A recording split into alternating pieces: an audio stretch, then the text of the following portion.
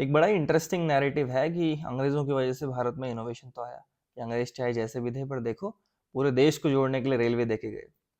तो मैं आपको रेलवे के बारे में 3 फैक्ट बताता हूँ, फिर आप डिसाइड कीजिए वो इनोवेशन था या एक्सप्लॉइटेशन।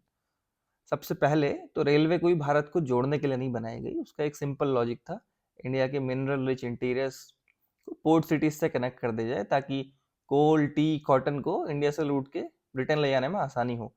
लॉर्ड डलहौजी का 1853 में एक स्टेटमेंट है कि the political and economic interest must first be a priority while deciding the routes of Indian railway.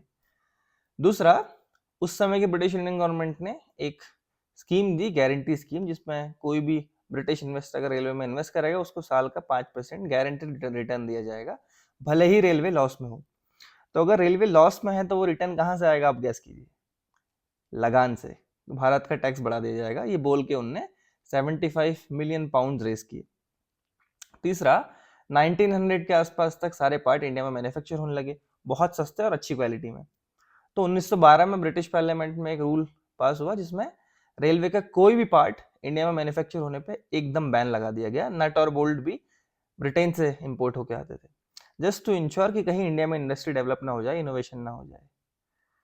तो ये है ब्रिटेन के इनोवेशन की भारत में असलियत। That's all. जय हिंद।